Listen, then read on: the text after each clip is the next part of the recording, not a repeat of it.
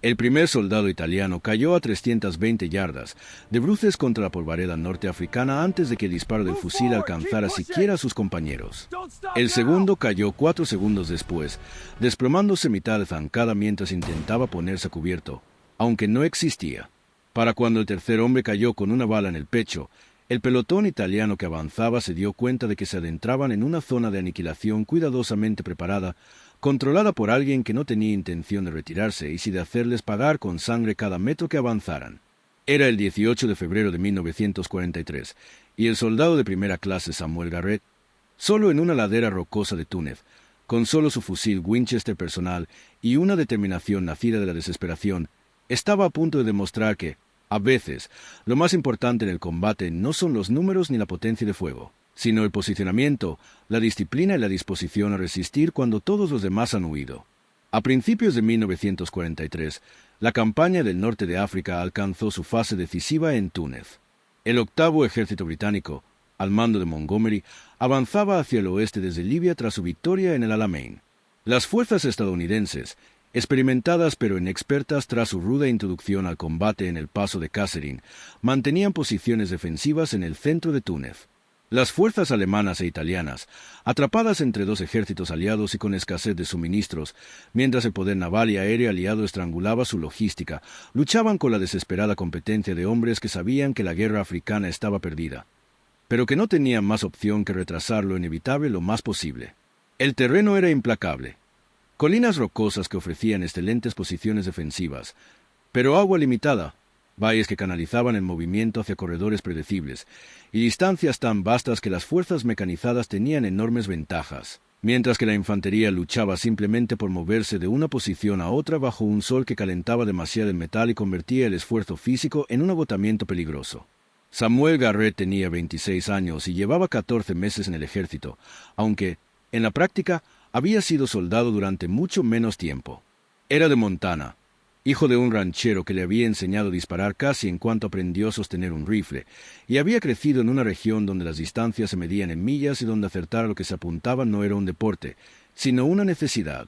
Coyotes amenazando al ganado a 400 yardas. Alces en las lejanas crestas durante la temporada de caza que marcaban la diferencia entre tener carne para el invierno o quedarse sin ella. A los 18 años, Samuel podía leer el viento observando el movimiento de la hierba, estimar la distancia comparando el tamaño aparente con las dimensiones conocidas y colocar una bala a un palmo de donde pretendía, a distancias que hacían que otros cazadores negaran con la cabeza con respetuosa incredulidad.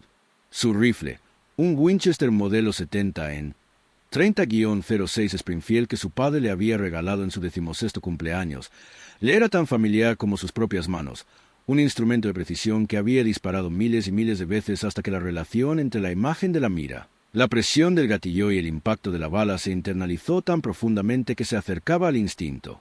Cuando Samuel se alistó después de Pearl Harbor, el ejército le proporcionó un fusil Springfield M1903, un arma robusta de cerrojo que era estándar para la infantería estadounidense antes de que el M1 Garand se generalizara. Samuel se convirtió en un experto con él fácilmente, pero reconoció de inmediato que no era tan preciso ni estaba tan bien equipado como su Winchester. El gatillo era más pesado, las armónicas del cañón eran diferentes y las miras no eran tan precisas. Para el trabajo estándar de infantería a distancias inferiores a 300 yardas, estas diferencias eran insignificantes. Para el tipo de tiro de precisión con el que Samuel se había criado, eran de enorme importancia. Así que, cuando su unidad, una compañía de la 34ª División de Infantería, partió rumbo al norte de África en enero de 1943, Samuel llevó consigo su Winchester, cuidadosamente embalado en su mochila con 100 cartuchos de munición de recarga manual que había preparado antes del viaje. Le preguntó a su comandante de compañía, un capitán de Ohio que había sido profesor de secundaria antes de la guerra, si estaba permitido llevar un arma personal. El capitán, que era lo suficientemente pragmático como para preocuparse más por los resultados que por las regulaciones, dijo que si Samuel podía disparar mejor con su propio rifle si podía mantenerle en condiciones de campo, entonces debería llevar cualquier arma que lo hiciera más efectivo. La situación táctica que dejó a Samuel solo en una ladera en el centro de Túnez se desarrolló debido a una combinación de inteligencia deficiente, una sincronización inoportuna y la confusión que caracterizó gran parte de la experiencia estadounidense inicial en el norte de África. Su pelotón había recibido órdenes de establecer un puesto de observación en una colina que dominaba un cruce de caminos que la división necesitaba monitorear para detectar el movimiento enemigo. Se suponía que la misión sería rutinaria: ocupar la posición durante el día, observar e informar sobre cualquier actividad enemiga y retirarse al anochecer antes de que las fuerzas enemigas pudieran localizar y atacar la posición. Pero la inteligencia que indicaba que la zona estaba escasamente patrullada resultó ser catastróficamente errónea. Un batallón italiano operaba en el sector, reforzado con asesores alemanes y equipado con mejor entrenamiento y moral de lo que la inteligencia estadounidense había estimado. El contacto se produjo a media tarde, cuando el pelotón de Samuel se encontraba en la ladera, desplegado en posiciones defensivas, observando el valle con binoculares e intentando mantenerse alerta a pesar del calor que dificultaba la concentración. Convertía el simple acto de mantenerse hidratado en una lucha constante. El ataque italiano provino de una dirección inesperada, surgiendo de un terreno muerto que el pelotón estadounidense no había reconocido adecuadamente porque asumían que sus flancos estaban asegurados.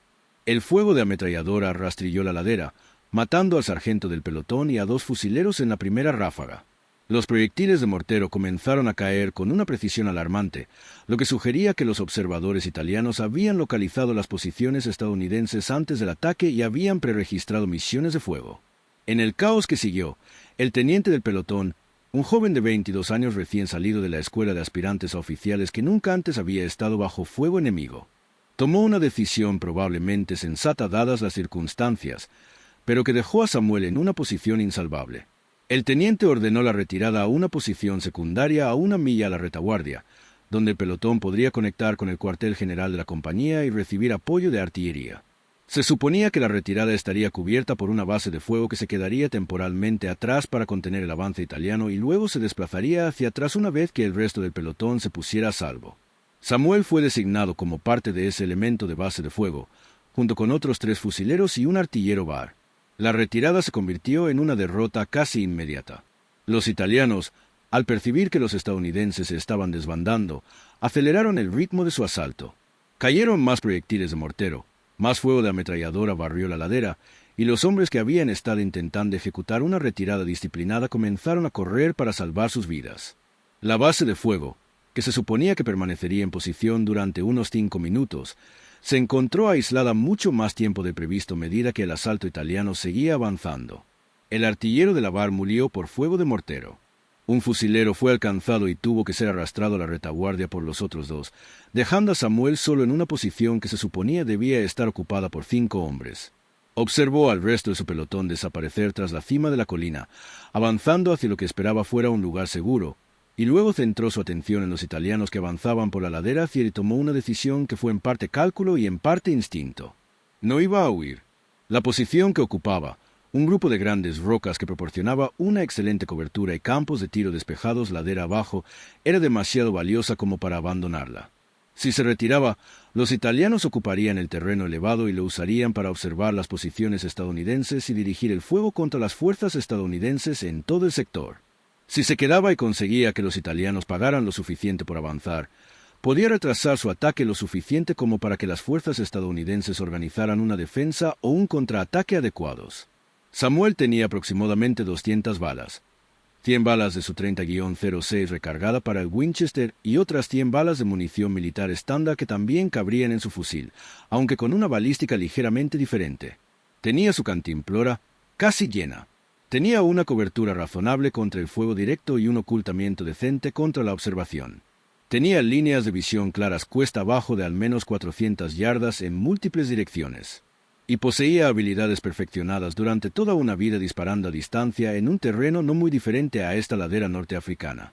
Lo que no tenía era apoyo, comunicación con fuerzas amigas ni ninguna perspectiva realista de supervivencia si los italianos se comprometían seriamente a invadir su posición.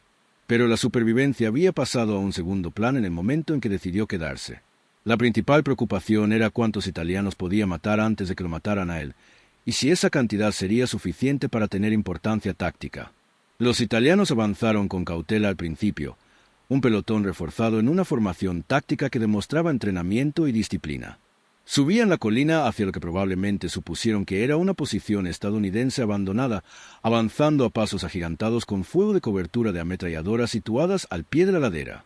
Samuel los dejó acercarse a 325 metros para estar completamente seguro de su cálculo de distancia y para que sus primeros disparos tuvieran el máximo impacto psicológico. Se había posicionado detrás de una gran roca que le proporcionaba una sólida cobertura, dejando un pequeño espacio en la cima donde podía apoyar el fusil sobre una superficie estable. Su posición de tiro era casi perfecta, estable, con apoyo, con mínima exposición. Controló su respiración, apuntó la mira telescópica al centro del soldado italiano que iba en cabeza, aprovechó una ligera brisa que notaba en el rostro y apretó el gatillo. El Winchester retrocedió suavemente y, a 325 metros cuesta abajo, el soldado italiano cayó al instante. Samuel accionó el cerrojo, cargó otra bala, cambió su punto de mira a un segundo objetivo y disparó de nuevo. Otro impacto. La formación italiana, consciente de repente de que la posición hacia la que avanzaban estaba muy ocupada y era muy letal, se dispersó en busca de refugio. Lo que siguió fue un combate metódico y brutal que duró casi 3 horas y que habría parecido imposible si alguien lo hubiera descrito de antemano. Samuel disparó con una disciplina extraordinaria, sin precipitarse en sus disparos, sin desperdiciar munición en objetivos que no confiaba en alcanzar. Cada vez que un soldado italiano se exponía intentando avanzar o localizar la posición de Samuel, Samuel atacaba con minuciosa precisión. El Winchester funcionó a la perfección a pesar del calor y el polvo. La munición de recarga manual rindió exactamente como Samuel la había diseñado, con una precisión y balística consistentes. Su posición de tiro tras las rocas permaneció lo suficientemente oculta como para que el fuego de respuesta italiano fuera en gran medida ineficaz, impactando en superficies rocosas a metros de donde Samuel se encontraba o pasando por encima en vanos intentos de suprimir una posición que los italianos no podían localizar con precisión. El comandante de la compañía italiana, frustrado por el avance estancado y por las bajas que aumentaban cada vez que sus hombres intentaban avanzar, solicitó fuego de mortero contra la presunta posición estadounidense.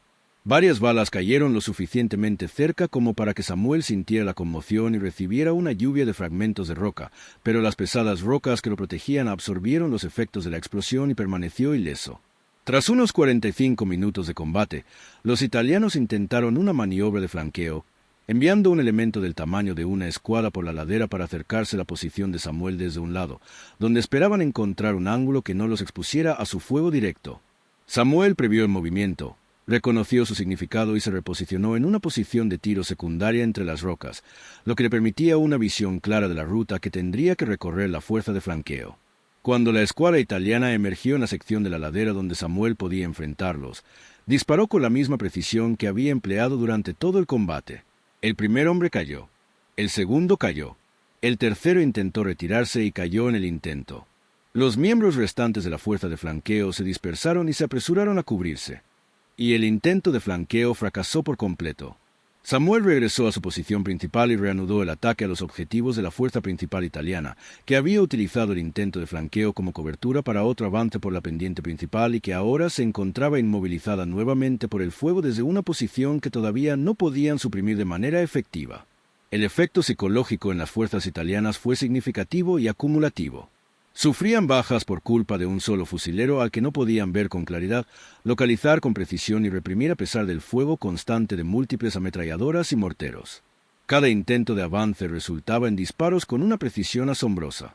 Supuestamente, los estadounidenses se habían retirado de la colina, pero allí había pruebas claras de que al menos un estadounidense se había quedado atrás y estaba matando italianos con una eficiencia mecánica. Tras aproximadamente 90 minutos de combate, se oía a los oficiales italianos gritar órdenes, intentando animar a sus hombres para un nuevo asalto, pero el entusiasmo por avanzar por la colina se había evaporado. Los soldados que habían estado dispuestos a avanzar al principio del combate ahora se negaban a abandonar su cobertura, tras haber visto demasiados de sus camaradas recibir disparos en cuanto se exponían. Samuel, por su parte, había entrado en un estado de concentración que lo bloqueaba todo excepto el problema táctico inmediato que tenía delante. No pensaba en la supervivencia ni en la situación estratégica, ni en nada más allá del siguiente disparo. Identificar el objetivo, calcular la distancia, considerar el viento, ajustar la mira, controlar la respiración, presionar el gatillo, abrir el cerrojo, cargar la siguiente bala, repetir. Le dolía el hombro por el retroceso del Winchester. Tenía las manos raspadas y sangrando por manipular el metal caliente del rifle y por apoyarse contra las rocas. Se había acabado el agua, La cantimplora estaba vacía y tenía la boca tan seca que apenas podía tragar. Pero nada de eso importaba porque detenerse no era una opción. Mientras los italianos siguieran intentando avanzar, él seguiría disparando, y mientras siguiera disparando, no avanzarían. Alrededor de las 2 horas, la naturaleza del combate cambió. Los italianos dejaron de intentar avanzar y, en su lugar, establecieron posiciones de fuego al pie de la ladera, aparentemente para contener la posición de Samuel en lugar de invadirla. Esto era tácticamente sensato desde su perspectiva. Habían sufrido bajas considerables al intentar asaltar una posición bien defendida, y contenerla mientras solicitaban refuerzos o armas más pesadas era una estrategia más prudente que seguir perdiendo hombres en ataques frontales. Para Samuel, este cambio significó tanto alivio como un nuevo peligro. Alivio porque ya no estaba siendo atacado activamente. Peligro porque si los italianos desplegaban artillería o solicitaban apoyo aéreo, su posición rocosa se convertiría en una trampa mortal. Aprovechó la relativa calma para recargar cargadores, evaluar la situación de su munición y explorar el terreno circundante en busca de posibles rutas de retirada si ésta fuera necesaria. Había disparado aproximadamente 80 proyectiles, lo que significaba que le quedaban unos 120. Le temblaban ligeramente las manos por la adrenalina y la deshidratación. Podía oír voces italianas desde las posiciones de abajo, gritando de un lado a otro, y podía oír motores de vehículos a la distancia, lo que probablemente significaba que se estaban trayendo refuerzos o armas pesadas. Entonces, inesperadamente, la artillería estadounidense comenzó a caer sobre las posiciones italianas al pie de la colina. Alguien, en algún lugar, había solicitado fuego de apoyo, y ese alguien había observado la concentración italiana o había recibido informes del combate. La artillería fue devastadora en su efectividad. Proyectiles de alto poder explosivo impactaban directamente en las posiciones italianas con una precisión que sugería la presencia de observadores avanzados que podían ver el objetivo con claridad. La fuerza italiana, ya desmoralizada por sus intentos fallidos de invadir la posición de Samuel y por las bajas sufridas, se desplomó bajo el fuego de la artillería.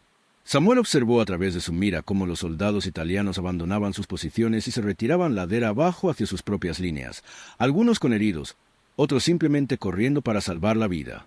Disparó contra los objetivos en retirada hasta que se alejaron de su alcance efectivo, no por crueldad, sino por necesidad táctica. Cada soldado italiano que regresaba a líneas amigas era un soldado que podría luchar otro día contra otras unidades estadounidenses. Cuando cesó el fuego de artillería y la ladera quedó vacía de soldados enemigos vivos, Samuel permaneció en posición durante 20 minutos más, observando atentamente cualquier movimiento, cualquier señal de que los italianos pudieran regresar. Cuando estuvo seguro de que el combate había terminado, finalmente se permitió relajarse un poco, y en ese momento la tensión física y psicológica acumulada lo golpeó con una fuerza brutal. Sus manos comenzaron a temblar incontrolablemente. Su visión se nubló. Vomitó por una combinación de deshidratación, bajada de adrenalina y shock retardado. Se sentó detrás de su roca, con la espalda contra la piedra calentada por el sol, e intentó procesar lo que acababa de suceder. Pero su mente se sentía extraña y distante, como si se observara a sí mismo desde fuera de su propio cuerpo. Las fuerzas estadounidenses llegaron a su posición unos 30 minutos después. Un pelotón de otra compañía avanzaba con cautela colina arriba, pidiendo identificación y preguntando si aún quedaba alguien con vida. Samuel respondió débilmente, y en cuestión de minutos se vio rodeado de soldados que lo observaban con expresiones que iban desde la incredulidad hasta algo cercano al asombro. Un teniente le preguntó si era el único que se había quedado, y Samuel confirmó que sí, que los demás se habían retirado o habían muerto o resultado heridos. El teniente le preguntó a Samuel cuántos italianos creía haber combatido, y Samuel respondió con sinceridad que no lo sabía, que habían sido muchos, que simplemente había seguido disparando hasta que dejaron de acercarse. Un sargento que había estado examinando la ladera con binoculares informó que pudo contar al menos 2 docenas de cuerpos italianos visibles en la ladera, y que, basándose en los rastros de sangre y la evidencia de que se llevaban a los heridos, el número real de bajas probablemente era mucho mayor. Durante las horas siguientes, mientras las fuerzas estadounidenses aseguraban la zona y evaluaban el campo de batalla, el alcance total de lo que Samuel había logrado se hizo evidente. La fuerza italiana que había atacado la colina era una compañía reforzada, de entre 80 y 100 hombres. Samuel, solo, había matado al menos a 33 soldados italianos con impactos confirmados, una cifra establecida mediante el recuento de cadáveres recuperados posteriormente en la ladera. Había herido a quizás otros 20 o 30, basándose en pruebas de sangre e informes de prisioneros italianos capturados posteriormente. Sus disparos habían detenido un asalto italiano que habría invadido el puesto de observación estadounidense y probablemente habría llevado la ocupación italiana de un terreno elevado de importancia táctica. El enfrentamiento de 3 horas había retrasado las operaciones italianas en ese sector lo suficiente como para que las fuerzas estadounidenses se reposicionaran y establecieran líneas defensivas más sólidas. Y Samuel había hecho todo esto solo, con solo un rifle de caza civil y munición que él mismo había cargado en Montana antes de desplegarse en el extranjero. El comandante de la compañía, que llegó a la colina esa misma noche, recorrió la posición con Samuel, examinó los campos de tiro, observó la pila de casquillos de latón vacíos del Winchester de Samuel y le pidió que explicara sus decisiones tácticas. Samuel, exhausto y aún algo conmocionado, explicó con la mayor claridad posible. Buena posición, líneas de visión despejadas, disciplina de tiro y cuidadosa elección de los blancos. El capitán escuchó, le hizo algunas preguntas aclaratorias sobre la técnica de tiro de Samuel y su munición, y luego le dijo que lo recomendaban para la cruz por servicio distinguido. La respuesta de Samuel fue preguntar si alguien tenía agua, porque su cantimplora llevaba horas vacía y nunca había tenido tanta sed. La recomendación para la cruz de servicio distinguido fue aprobada, convirtiendo a Samuel en uno de los soldados rasos más condecorados de la 34ª División de Infantería. Continuó sirviendo durante el resto de la campaña de Túnez y luego durante la invasión de Italia, combatiendo en Salerno y Monte Cassino. Sobrevivió a la guerra, aunque resultó herido 2 veces más y acumuló suficiente tiempo de combate como para ser asignado de nuevo a Estados Unidos a principios de 1945. Regresó a Montana, se hizo cargo del rancho de su padre y vivió tranquilamente durante los siguientes 40 años. Conservó el Winchester, aunque rara vez lo disparó después de la guerra, y nunca habló mucho de Túnez, de la ladera ni de las 3 horas que mantuvo a raya a una compañía italiana en solitario. Cuando sus familiares más jóvenes o los historiadores que investigaban la campaña del norte de África en décadas posteriores le preguntaban sobre la guerra, las respuestas de Samuel eran breves y objetivas, ofreciendo detalles tácticos pero poco contenido emocional. La guerra había sucedido. Había hecho lo necesario. Había sobrevivido. Eso era todo lo que estaba dispuesto a contar. Las lecciones tácticas de la posición de Samuel en la ladera tunecina se estudiaron e incorporaron a la doctrina de infantería, en particular en lo referente a la importancia del posicionamiento defensivo y los efectos multiplicadores de fuerza del fuego preciso a larga distancia. El hecho de que Samuel hubiera utilizado un fusil de caza civil en lugar de equipo militar planteó interesantes preguntas sobre la relación entre estandarización y eficacia. Los planificadores militares valoraban la estandarización por buenas razones: logística simplificada, piezas intercambiables y rendimiento predecible en diversas condiciones. Pero el Winchester de Samuel, adaptado a sus dimensiones y cargado con munición específica para ese fusil, resultó ser claramente más eficaz en sus manos que un fusil militar estándar. Esto sugería que en ciertas funciones especializadas, en particular como tiradores designados o francotiradores, la personalización individual podría proporcionar ventajas tácticas que compensaran los costes logísticos. El ejército estadounidense, en su honor, reconoció ese principio y comenzó a desarrollar programas para equipar a soldados seleccionados con fusiles y entrenamiento especializados, aunque estos programas llegaron demasiado tarde para tener un impacto significativo en la Segunda Guerra Mundial. La dimensión psicológica de la historia de Samuel revela algo importante sobre el miedo y el desempeño bajo estrés extremo. Samuel estuvo aterrorizado durante todo el combate. Lo reconoció más tarde cuando lo presionó un psicólogo militar que estudiaba las reacciones al estrés en combate. Pero su miedo se manifestó como una mayor concentración en lugar de parálisis o pánico, canalizando su terror hacia el proceso mecánico de disparar. Esto no era valentía en el sentido de intrepidez. Era valentía en el sentido de seguir funcionando eficazmente a pesar de un miedo abrumador. La diferencia es crucial. El entrenamiento militar no tiene como objetivo eliminar el miedo, sino garantizar que los soldados puedan cumplir con sus deberes incluso con miedo. La experiencia de toda una vida de Samuel en el tiroteo había creado patrones de comportamiento tan profundamente arraigados que operaban automáticamente incluso cuando su mente consciente le gritaba que corriera. Este es el objetivo final del entrenamiento militar: desarrollar respuestas que persistan cuando la toma de decisiones conscientes se ve comprometida por el estrés. El contexto más amplio de la campaña del norte de África ayuda a explicar por qué acciones individuales como la de Samuel fueron tan importantes. A principios de 1943, las fuerzas estadounidenses aún estaban aprendiendo a combatir eficazmente contra las experimentadas fuerzas del eje. La derrota en el Paso de Kasserine había revelado graves deficiencias en el entrenamiento, el liderazgo y la doctrina estadounidenses. La moral era frágil, la confianza baja, y cada éxito táctico era crucial para reconstruir la creencia institucional de que las fuerzas estadounidenses podían competir contra las unidades alemanas e italianas. La postura de Samuel, si bien tácticamente significativa para el enfrentamiento específico, tenía una importancia simbólica más amplia. Demostraba que los soldados estadounidenses, individualmente, con las habilidades y las circunstancias adecuadas, podían lograr resultados mucho más allá de lo que su rango o posición indicaban. Historias como la de Samuel circularon por la división y las fuerzas estadounidenses en Túnez, convirtiéndose en ejemplos que se utilizaron para reconstruir la confianza e ilustrar que la derrota no era inevitable y que la competencia individual importaba. La complejidad moral de la historia de Samuel es relativamente sencilla en comparación con algunas narrativas de combate.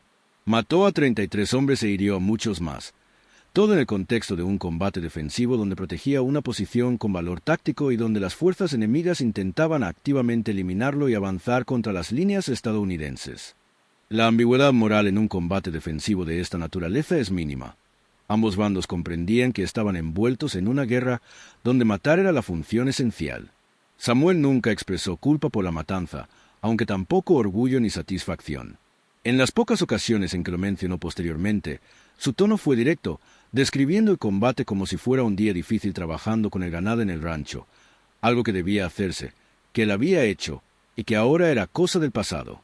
Vale la pena destacar el aspecto tecnológico de la historia de Samuel, ya que ilustra un principio que sigue siendo relevante en la guerra contemporánea. El Winchester modelo 70 que portaba Samuel era, en términos técnicos, un arma inferior a los fusiles militares modernos en muchos aspectos. Era un arma de cerrojo manual que requería que el tirador cambiara el mecanismo después de cada disparo. Carecía de óptica avanzada, salvo una simple mira telescópica. Tenía solo 5 cartuchos, en comparación con los 8 o 10 de los fusiles semiautomáticos militares. Sin embargo, en manos de Samuel, con un potente cartucho en la recámara y cargada con munición cuidadosamente preparada, esta arma inferior lograba efectos que muchos soldados modernos con equipo avanzado tienen dificultades para replicar. La lección no es que la tecnología antigua sea mejor que la nueva, sino que la tecnología solo es tan efectiva como la capacidad del operador humano para usarla, y que a veces las herramientas sencillas en manos expertas superan a las complejas en manos promedio. La memoria institucional de la acción de Samuel se desvaneció con relativa rapidez después de la guerra. Su cruz por servicios distinguidos quedó registrada, y los hechos básicos del enfrentamiento se conservaron en los informes posteriores a la acción de la división. Pero el propio Samuel se convirtió en un veterano más entre millones, y su historia en una anécdota más de una guerra que produjo innumerables ejemplos de heroísmo individual. No se escribieron libros sobre él. Ninguna película dramatizó su postura.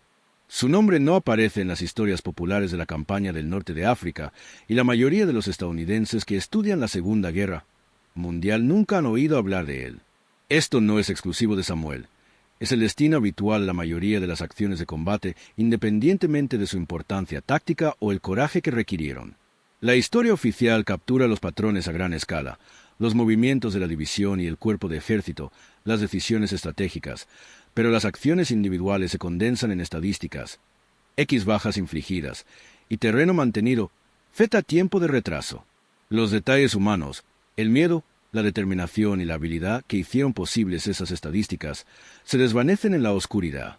Sin embargo, la historia de Samuel Garrett en una ladera tunecina en febrero de 1943 merece ser recordada, no por ser única, ya que ningún otro soldado logró resultados similares, sino porque ilustra con claridad un conjunto de principios sobre la guerra y el desempeño humano que trascienden el momento histórico específico. Es una historia sobre los efectos desproporcionados que individuos hábiles pueden lograr cuando las circunstancias se alinean y cuando se niegan a aceptar que la desventaja numérica significa una derrota inevitable. Es una historia sobre la relación entre el desarrollo de habilidades a lo largo de la vida y la eficacia en combate, sobre cómo las capacidades desarrolladas en tiempos de paz para propósitos completamente diferentes pueden volverse militarmente decisivas cuando la guerra lo exige. Es una historia sobre el miedo a la función, sobre seguir actuando con precisión cuando todos los instintos exigen huir. Y es una historia sobre la distancia entre el reconocimiento institucional y el sacrificio individual, sobre hombres que lograron cosas extraordinarias y luego regresaron a la normalidad, llevando sus experiencias en silencio en lugar de buscar o recibir el reconocimiento que, posiblemente, se habían ganado. El rifle Winchester que mató a 33 italianos regresó a Montana con Samuel, donde permaneció durante décadas como herramienta de trabajo en el rancho antes de pasar finalmente a manos de su hijo y luego a las de su nieto. Nunca se exhibió en un museo, nunca se exhibió como artefacto histórico, nunca se le concedió un significado más allá del valor sentimental que conlleva cualquier reliquia familiar. Ese anonimato parece apropiado, de alguna manera. El rifle era solo una herramienta, eficaz por quien lo empuñaba, más que por cualquier cualidad intrínseca que poseyera. El hombre regresó a la vida que había dejado, a un trabajo con significado en diferentes sentidos, a un lugar donde las habilidades que lo habían mantenido con vida en combate podían aplicarse a fines pacíficos. Y la historia, preservada de forma imperfecta en registros desvanecidos y en la memoria de cada vez menos personas que estuvieron allí o que conocieron a alguien que estuvo allí, se convirtió en uno de los millones de momentos olvidados en los que hombres comunes hicieron cosas extraordinarias porque las circunstancias lo exigieron y porque poseían la habilidad y la voluntad de responder a esa demanda con eficacia. Si disfrutaste esta historia de coraje y habilidad, suscríbete para conocer más momentos no contados de la historia.